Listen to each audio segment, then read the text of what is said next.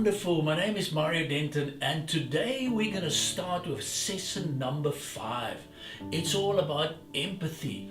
I know we're living in tough times, but how do you apply the principle of empathy, Mario? Why is it so important? Where does it fit in?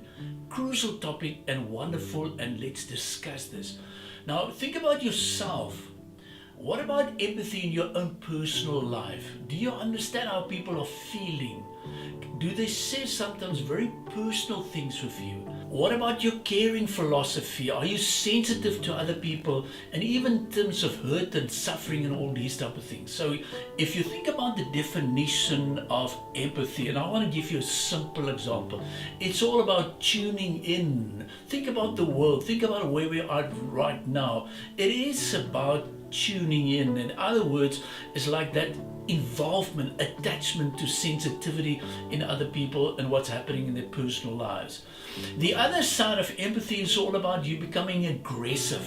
Now, I'm thinking of an example, and I'm going to ask you also, in the last week or two, what is really stirring your soul? What is stirring your soul? And I want to tell you a story. I want to share with you a story. It was while I was lecturing on this topic with MBA students. I've asked somebody in the class, well, tell me about, a highlight in your life. And this is his story. I'm just going to go through the reading because this is so important. And just listen to this because this is a brilliant example of empathy. Listen to his story, and I'm going to quote it directly from his assignment. My journey took me to Klerksdorp. For those of you who don't know where it is, that's part of the Northwest Province. And he said it was his first congregation, and everybody told him not to visit. And the name of the person was Abi, with other words, they call him like a monkey. And he said, it's going to be a waste of time. This person is beyond redemption. He was divorced, he was battered with alcohol, and this was a lonely person, lots of cigarettes and alcohol, and you name it. But then one day, this dominee, this reverend, decided to pay him a visit. And look what happened. He said in this story, this person was very hostile. And because this is the new dominee, the reverend, he was a youngster, and he even called him like, you are a stupid type of person. Why are you visiting me? But then this reverend decided, I'm going to visit him again and again and again and again. And listen to this, spent hours together, week after week after week.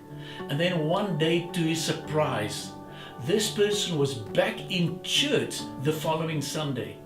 Now, very interesting, but 1 month later, the same person was back in the church. But listen to the story. He in a coffin, in a black hearse at the front door, and the reverend on the pulpit delivering his funeral service. The happiest day of my life. And then he closed his assignment by saying, I realized that a smile, an ear to listen, a shoulder to cry on, something small, even something seemingly insignificant, could change people, could change the world. And then he closed with his last sentence, when we laid him to rest in the local graveyard later that day, I smiled because this person had gone home and he's been ready to go. Now that to me is a perfect example of what I call empathy. But let me use another example. Let's think about the life of Nelson Mandela. Look at some of his statements. He said, anger is a temporary feeling. It is not easy to remain bitter if one is busy with constructive things. Some of the other statements, one of his greatest pleasures is to sit down with his children and just to listen to them. On health, the wounds that cannot be seen are more painful than those can be treated by a doctor. So you can feel the empathy. On leadership, he said clearly, you surround yourself with strong and independent personalities who can even tell you when you're getting old. So you can feel it, you can see it. And then on Nelson Mandela love, he said, the world is truly around and seems to start and end with those we love. So what a great example. Now I want to close the session by the greatest leader of all times, and listen to his example. The name is here simply the greatest leader of all time. He built an inner circle. He connected with people. He held people accountable. He led by example. He took time to replenish, and he didn't trade his values for valuables What a great example, the example of Jesus Christ. Now remember, we're on earth for a short while.